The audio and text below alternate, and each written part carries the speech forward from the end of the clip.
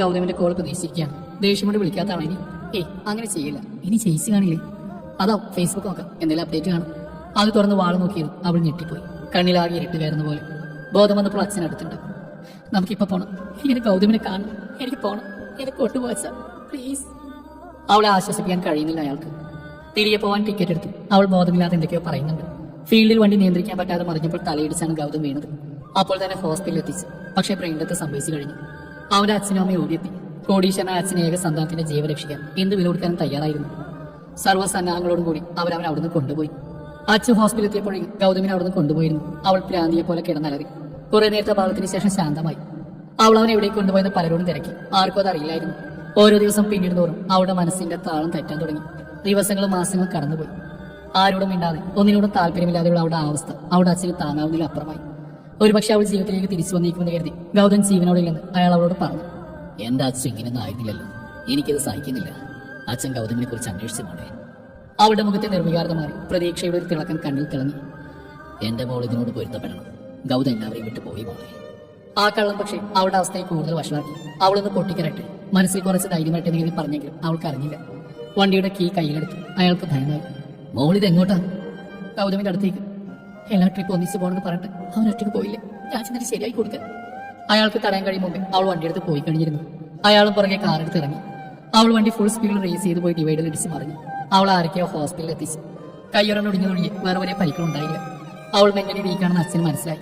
ഇനി ഇതുപോലെ ഉണ്ടാവുന്ന ഭയം കാരണം അയാൾ അവളൊരു മെന്റൽ അസൈലത്തിൽ കൊണ്ടുപോയി. യോഗയും മെഡിറ്റേഷനൊക്കെ ചെയ്തു 2 വർഷത്തോളം എടുത്തു അവൾ മാറി വരാൻ. അവിടെ വെച്ചാണ് ഞാൻ അവൾ ആദ്യം കണ്ടെന്ന് ഞാൻ പറഞ്ഞിരുന്നല്ലോ. ഞാനെന്ന് പറഞ്ഞ വിഷ്ണു, മറന്നുപോയോ നിങ്ങളെന്നെ? ഇനി ഞങ്ങളുടെ കഥയാട്ടോ. അച്ഛോ, എന്താടാ, നമുക്ക് ഇടം വരെ പോയാലോ? എവിടെയൊക്കെ വിശ്വം? ബാംഗ്ലൂർ വരെ. അവൾ പെട്ടെന്ന് ശോകമായതുപോലെ. നീ എന്തിനാ ബാംഗ്ലൂർ പോണത്? ഒരു ബിസിനസിന് ആവശ്യത്തിനാ. ഞാൻ വരണല്ലോ, നീ പോയോ ആവശ്യം? അത് പറഞ്ഞാൽ പറ്റില്ല, നമുക്ക് ട്രിപ്പ് ഒന്നും പോയി വരാം. നിനക്ക് പേടിയുണ്ടോ? എന്നാ വേണ്ട. അയ്യേ, പേടിയോ എനിക്ക്? അത് നിന്നെ എന്ന് പറഞ്ഞാൽ ചിരിച്ചു. അതെ, പേടി. എന്തിന്? നിനക്ക് എന്നോട് പ്രേമം തോന്നിയാലോ എന്ന പേടി. പൊട്ടി, എനിക്ക് തോന്നില്ല. ആരോടും ഒരാ വെള്ളം വാങ്ങി വെച്ചേക്ക്. അവനൊരു പൊട്ടഞ്ചേരി ഇരിച്ചു. അപ്പൊ താൻ വരില്ലേ? ഞാൻ കള്ളദേശം നടിച്ചു. വരണത്തിണ്ടി വരുന്നില്ലെന്ന് പറഞ്ഞാൽ നീ അഭിനയിച്ച് കൊള്ളാക്കി കഥയിറക്കിനെ കൊണ്ടുപോകുന്ന എനിക്കറിയാം. അങ്ങനെ വഴിക്ക് വാടി. വിഷ്ണു ബാംഗ്ലൂർ എന്ന് പറഞ്ഞപ്പോൾ ഞാൻ എന്റെ ഗൗതമിനെ ഓർത്തുപോയി. ഇപ്പോഴും വരുമെന്ന് പ്രതീക്ഷിച്ച് ഞാൻ കാത്തിരിക്കുന്ന എന്റെ ഗൗതം. അവനെ കേരളത്തിലേക്കാണ് കൊണ്ടുപോയതെന്ന് അച്ഛൻ പറഞ്ഞപ്പോഴാണ് അറിഞ്ഞത്. അവർക്കാർക്ക് മറ്റൊന്നും അറിയില്ല. അന്ന് ട്രീറ്റ്മെന്റ് കഴിഞ്ഞ് ദുബായിക്ക് പോകുമ്പോൾ ഗൗതം എവിടെയാലും കണ്ടെത്തണമെന്ന് മാത്രമായിരുന്നു മനസ്സിൽ. അച്ഛൻ തിരികെ പോകാൻ സമ്മതിക്കില്ലായിരുന്നു. മുത്തശ്ശൻ മരിച്ചു നാട്ടിലേക്ക് വരാൻ വാശി പിടിച്ച് ഞാൻ തന്നെയായിരുന്നു. നാട്ടിൽ വന്നിട്ട് ഒരുപാട് അന്വേഷിച്ച് കണ്ടെത്താൻ കഴിഞ്ഞില്ല. പക്ഷെ എവിടെയോ അവനുണ്ട്. ആ ഹൃദയമിടിപ്പ് കേൾക്കാൻ തനിക്ക്. വിഷ്ണുവായിട്ട് ഉടക്കി തുടങ്ങിയതാണെങ്കിലും ഗൗതമിനെ പോലെ നല്ല ഫ്രണ്ടാണ് അവനിപ്പോൾ. ഇഷ്ടമാണ്, പക്ഷെ പ്രേമമൊന്നുമല്ല. അത് അവനോട് പറഞ്ഞെങ്കിലും ഗൗതമിനെ പറ്റി ഒന്നും തന്റെ പാസ്റ്റ് ഒന്നും തന്നെ അവനോട് പറഞ്ഞിട്ടില്ല. എല്ലാം പറയണം ഈ യാത്രയിൽ അവർ തന്നെ സഹായിക്കാനാവും. വെള്ളിയാഴ്ച ഞങ്ങൾ യാത്ര തുടങ്ങി. ഞാനാണ് അവളോട് മുള്ളിലേക്ക് പോകാന്ന് പറഞ്ഞത്. ഞങ്ങൾ മാറി മാറി വണ്ടി ഓടിച്ചു. അവൾ ഒരുപാട് ചിന്തകളിലാണ്. എല്ലാത്തിനുമുള്ളൊരു അവസാനമാണ് ഈ യാത്ര. അവൾക്ക് ചിലപ്പോൾ ഒരു ഷോക്കായേക്കാം. നീന്തലൊന്നും ഇണ്ടാത്ത യാത്ര പുറടിക്കുന്നുണ്ടോ? ഇല്ല ഗൗതം. ഞാൻ വണ്ടി പെട്ടെന്ന് ചവിട്ടി. അതാരാണി ഗൗതം? അപ്പോഴാണ് അവൾക്ക് വെളി വന്നത്. അയ്യോ സോറി വിഷ്ണു. സത്യം പറ്റി പറ്റി. ആരടി അവൻ? എന്റെ കെട്ടിയോ? എന്താ? ആഹാ, അമ്പടി. അപ്പൊ ഞാനോ?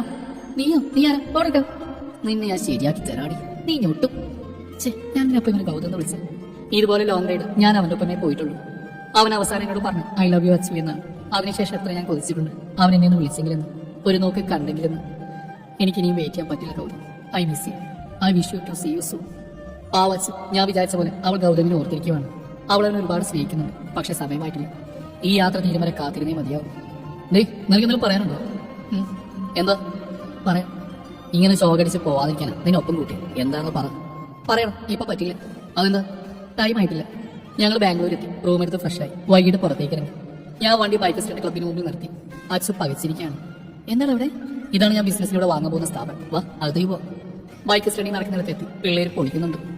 നോക്കടി, എന്ത് പെർഫോമൻസ് ആണ് നിനക്ക് പറ്റും ഇതുപോലെ? ഇല്ല, നിന്റെ അഭ്യാസങ്ങൾ വെച്ച് അറിയേണ്ടതാണല്ലോ.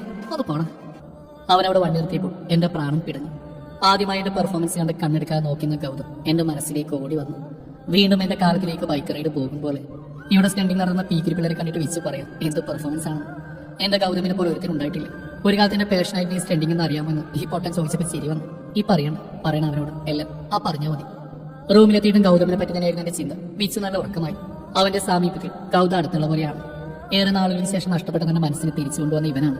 അവൻ ഒരുപാട് കഷ്ടപ്പെട്ടിട്ടാണ് കാശുണ്ടാക്കി സ്വന്തമായി ബിസിനസ് തുടങ്ങാൻ പോകുന്നത്. പക്ഷെ അവൻ ഒരിക്കൽ പോലും ബൈക്ക് സ്റ്റണ്ടിങ് പാഷനുള്ളതായി പറഞ്ഞു പോലും കേട്ടിട്ടില്ല. പിന്നെ എന്തിനാ ഇത് വാങ്ങുന്നത്? അങ്ങനെ ഓരോന്നോർത്ത് ഉറങ്ങിപ്പോയി. വാതിലാരോ തുറക്കുന്ന പോലെ തോന്നി കണ്ണു തുറന്നു. ഒരു രൂപം തന്നെ നേരെ നടന്നു വരുന്ന പോലെ സ്വപ്നമായിരിക്കുമെന്ന് കണ്ണൊന്നുകൂടി തിരുമ്പി തുറന്നു. അല്ല, എന്തോ എന്റെ നേരെ വരുന്നുണ്ട്. എന്തെങ്കിലും പ്രതികരിക്കും മുമ്പ് തന്നെ അത് തന്നെ വായും കണ്ണും തുണി കൊണ്ട് മൂടിക്കെട്ടി കൈയും കാലും കെട്ടി തൂക്കിയെടുത്ത് തോളിലിട്ടു. ഈശ്വര, ഒന്ന് ബഹളം വയ്ക്കാൻ പോലും ആവുന്നില്ലല്ലോ. വിഷ്ണു എന്ന് ഉറക്കി വിളിക്കാൻ നോക്കി. എവിടെ? നടക്കുന്നില്ല. അയാൾ മുറിഞ്ഞെ പിടിച്ചിരിക്കുന്നു. ആരാണെന്ന് പോലും മനസ്സിലായില്ല. കൊല്ലാൻ കൊണ്ടുപോയാണ്. അവ ഇനി വേറെ വല്ലതിനും. കൈയും കാലും തളരുന്നു. Yes, I am going to die. തന്നെ ഒരു വണ്ടിയുടെ പുറകിലിട്ടു. രണ്ടുപേരുണ്ടെന്ന് തോന്നുന്നു. ഒരുപക്ഷെ ഇതിന്റെ അവസാനമായിരിക്കും. പാവ അച്ഛൻ. എനിക്ക് വേണ്ടി ജീവിച്ചു നിൽക്കുന്ന ആ പാവത്തിനെ നോക്ക് അവസാനമായിട്ടൊന്ന് കാണാൻ പോലും സാധിച്ചില്ലല്ലോ. അതുവരെയുള്ള ഓരോ കാര്യങ്ങൾ അവൾക്ക് ഓർമ്മ വന്നു. ഗൗതം അവനൊന്ന് കാണാൻ പോലും സാധിച്ചില്ല. വണ്ടി അതിവേഗത്തിൽ പാഞ്ഞുകൊണ്ടിരുന്നു. ഇപ്പോൾ കുണ്ടും കുഴിയൊക്കെ ചാടുന്നുണ്ട്. കൈയോടെ കെട്ട് അഴിക്കാൻ നോക്കുന്നവർ മുറുകി വരുന്നു. തന്നെ പീഡിപ്പിച്ച് കൊല്ലാൻ പോവുകയാണ്. അവളുടെ ഭയം കൂടി വന്നു. എവിടെയോ വണ്ടി ചെന്ന് നിന്നു. അവൻ അവളെ പുറത്തേക്ക് ഇറക്കി. കാലുകളുടെ കെട്ടഴിച്ചു, കയ്യും അഴിച്ചു. അവൾ വേഗം വായിലെ കെട്ടഴിച്ചു. കണ്ണിന്റെ കെട്ടഴിക്കുമ്പോഴേക്കും അവർ വണ്ടി സ്റ്റാർട്ട് ചെയ്ത് പോയി കഴിഞ്ഞു. അവൾക്കൊന്നും മനസ്സിലായില്ല. ചുറ്റും നോക്കിയപ്പോൾ ആ കാട്, അതേ സ്ഥലം, അരുവി, വലിയ മരം, ഏറുമാടം. ഗൗതം! ഗൗതം! അവൾ അലറി. പൊട്ടിക്കരഞ്ഞുകൊണ്ട് ചുറ്റിനോടി. ഗൗതം! ഏറുമാടത്തിൽ കയറി. അതിനകത്ത് വേറെ ആരുമില്ല. കത്തിച്ച മെഴുകുതിരി വെച്ചൊരു കേക്ക്, ഒരു ബർത്ത്ഡേ കാർഡ് അതിനടുത്ത്. അതിൽ എഴുതിയിരിക്കുന്നു ഐ ലവ് യു അച്ചു എന്ന്. അവൾ അവിടെ നിന്ന് കരഞ്ഞു. സന്തോഷമോ സങ്കടമോ അറിയില്ല. ഒരു ബുള്ളറ്റിന്റെ ശബ്ദം കേട്ട് പുറത്തേക്ക് ഓടി താഴേക്ക് ഇറങ്ങി. ബുള്ളറ്റ് അവിടെ അടുത്ത് വന്ന് നിന്നു. അതിലിരിക്കുന്ന ആൾ താഴെ ഇറങ്ങി അവിടെ അരിയിലേക്ക് ചെന്ന് ജാക്കറ്റ് തുറന്നു. ഒരു റോസാപ്പൂ അവൾക്ക് നേരെ നീട്ടി. അവളത് വാങ്ങി. അയാൾ മുഖത്ത് പകുതി മറിച്ച ടവലൂരി. അവൾക്ക് വിശ്വസിക്കാൻ കഴിയുന്നില്ല. വിഷ്ണു, നീ അപ്പൊ ഗൗതം? എന്റെ ഗൗതം എവിടെ? നിനക്കറിയാം, നിനക്കെല്ലാം അറിയാം. പറ, എവിടെ എന്റെ ഗൗതം? പറയും. I want to see him, please please. Achu please come down. നീ പറഞ്ഞത് ശരിയാണ്. എനിക്കെല്ലാം അറിയാം നിന്നെ പറ്റി, നിന്റെ ഗൗതമിനെ പറ്റി, നിങ്ങളുടെ ബന്ധത്തെ പറ്റി എല്ലാം അറിയാം. പക്ഷെ ഞാൻ പറയാൻ പോകുന്നത് നിനക്കറിയില്ല. നീ ഞാൻ പറയുന്ന കാര്യങ്ങൾ ഉൾക്കൊള്ളണം, അതിനോട് പൊരുത്തപ്പെടണം. നീ ഏറെ സ്നേഹിക്കുന്ന ഗൗതം അവന് നീ ഭൂമിയിലില്ല. അത് കേട്ടത് അവൾ താഴോട്ട് വീണ് ഒരുമിച്ചായിരുന്നു. അവനവളെ നിലംപതിക്ക് മുമ്പ് കയ്യിൽ താങ്ങിയെടുത്ത് സുരക്ഷിതമായ ഒരിടത്ത് കിടത്തി. കുറച്ച് വെള്ളം കൊണ്ടുവന്ന് മുഖത്ത് തെളിച്ച് അവൾ കണ്ണു തുറന്നു. ബോധം വന്ന് അലറിക്കരഞ്ഞു. ഇല്ല വിച്ചു, ഞാൻ വിശ്വസിക്കില്ല. അവൻ കോമയിലായിരുന്നു. എവിടെയോ അവൻ ജീവിച്ചിരിപ്പുണ്ട്. പലപ്പോഴും ഞാൻ അവനെ നെഞ്ചി കിടക്കുന്നത്, ആ ഹൃദയം ഇടിക്കുന്ന ഞാൻ സ്വപ്നത്തിൽ കണ്ടിട്ടുണ്ട്, കേൾക്കാറുണ്ട്. അതെനിക്ക് തരുന്ന പ്രതീക്ഷ. ഞാൻ വിശ്വസിക്കില്ല. ജീവിച്ചവായിട്ടാണെങ്കിലും എനിക്കവരെ വേണം. നീ വിശ്വസിച്ചേ പറ്റൂ അച്ഛൻ. അവൻ ലോകത്തിന് പോയി 3 വർഷം കഴിഞ്ഞു. അവനെ രക്ഷിക്കാൻ പറ്റുമെന്ന പ്രതീക്ഷയിൽ അവന്റെ അച്ഛൻ അവനെ കൊണ്ടുപോയി. ബ്രെയിൻ ഡെത്ത് സംഭവിച്ച ശേഷം ജീവിതത്തിലേക്ക് തിരിച്ചു വരില്ലെന്ന മറുപടിയായിരുന്നു എല്ലാ ഡോക്ടർമാരും പറഞ്ഞത്. അതിനുശേഷം അധികം വൈകാതെ അവൻ പോയി. പച്ചക്കള്ളം എന്ന് പറഞ്ഞവൾ കരഞ്ഞു. വിഷ്ണു അവളെ തന്നെ നെഞ്ചോട് ചേർത്ത് നിർത്തി.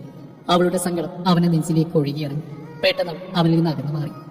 വിച്ചു, നീ ആരാ? നിനക്ക് എങ്ങനെ അറിയാം? എല്ലാം പറയും. അവൻ അവളെ വീണ്ടും നെഞ്ചിലേക്ക് അടുപ്പിച്ചു. ഞാൻ പറഞ്ഞത് ഗൗതം ഭൂമിയിലില്ലെന്ന് മാത്രമാണ്. അവൻ മരിക്കണമെങ്കിൽ വിഷ്ണു ചാവണം അതിന്. അവൾ ഞെട്ടിത്തിരിച്ച് അവൻ നോക്കി. അവൻ തുടർന്നു. ഗൗതം ജീവിക്കുന്നുണ്ട് എന്നിലൂടെ, എൻ്റെ ഉള്ളിലെ ഹൃദയത്തിലൂടെ. അവൻ എനിക്ക് തന്ന ദാനമാണ് ജീവിതം. ഹൃദയം മാറ്റിവെക്കിയല്ലാതെ എനിക്കിനി ഒരു ലൈഫ് ഉണ്ടാവില്ലെന്ന് ഡോക്ടർമാർ വിധി എഴുതി. മരണത്തെ ഞാൻ സ്നേഹിച്ചു തുടങ്ങി. അപ്പോഴാണ് ഗൗതം ആശുപത്രിയിൽ പ്രവേശിക്കപ്പെട്ടത്. ഞങ്ങളുടെ രക്തസാമ്പിളുകൾ പരിശോധിച്ചു. അത് ചേരുന്നവയായിരുന്നു. അവന്റെ അച്ഛന്റെ സമ്മതപ്രകാരം അവന്റെ ഹൃദയം എനിക്ക് മാറ്റിവെച്ചു. സുഖപ്പെട്ടപ്പോൾ അവന്റെ അച്ഛനെ അമ്മയും കാണാൻ ചെന്നു. അവന്റെ ലൈഫ് വ്യത്യസ്തമായിരുന്നു അവരിൽ നിന്ന് ഞാൻ അറിഞ്ഞു. അവന്റെ ടീമായ റോയൽ റേഡിയസും ബാംഗ്ലൂരും അവന്റെ ലൈഫുമെല്ലാം അവനെ പറ്റി കൂടുതൽ അന്വേഷിച്ചാൽ എന്നെ പ്രേരിപ്പിച്ചു. ശ്യാം, അജു എല്ലാവരെയും ഞാൻ പരിചയപ്പെട്ടു. ശ്യാമിലൂടെയാണ് നിന്നെപ്പറ്റി നിങ്ങളുടെ കഥകൾ ഞാൻ അറിഞ്ഞു.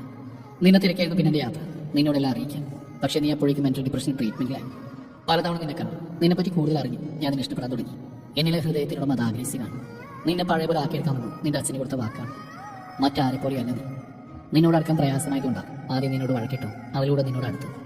നീ മാറി വരുന്ന ഞാൻ അറിഞ്ഞു. ഗൗതമിനെ സംഭവിച്ചതിനോട് പറയാൻ പലപ്പോഴും വിചാരിച്ചു. പക്ഷേ പറ്റുന്നുണ്ടായിരുന്നില്ല. അവസാനം നിന്റെ ബാംഗ്ലൂർ ലൈഫ് ഞാനൊന്ന് റീക്രിയേറ്റ് ചെയ്യാൻ തീരുമാനിച്ചു. അജുവും ശ്യാം എനിക്കൊപ്പം നിന്നു. അവൾ ഇപ്പോഴും അമ്പരഞ്ഞിരിക്കുകയാണ്. അച്ചു, ഗൗതമിന്റെ പെണ്ണും നിന്റെ അവസ്ഥയോട് തോന്നിയ സിമ്പതിയോ അല്ല.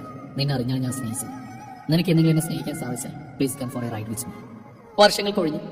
സ്റ്റാൻഡിംഗ് കോമ്പറ്റീഷൻ തലക്കുന്നു. ബൈക്കിൽ ഒരു പെണ്ണ് ചേരിപ്പാഞ്ഞുകൊണ്ട് കുറെ അഭ്യാസങ്ങൾ കാഴ്ചവെച്ചു. സദസ്സിൽ അവൾ തന്നെ വിട്ടുകൊണ്ട് കൈയടിക്കുന്ന ഗൗതം. അവൾ കപ്പുമായി അവൻ അരികിലേക്ക് ചെന്നു. അവൾ അവനെ കെട്ടിപ്പിടിച്ച് ഉമ്മവിച്ചു. Amma, you are awesome, I love you amma. വിഷ്ണുവിന്റെ മടിയിൽ നിന്ന് അവൻ അവളോട് പറഞ്ഞു.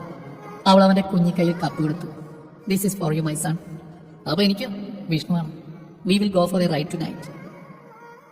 ഈ കഥ ഇവിടെ അവസാനിക്കുന്നു.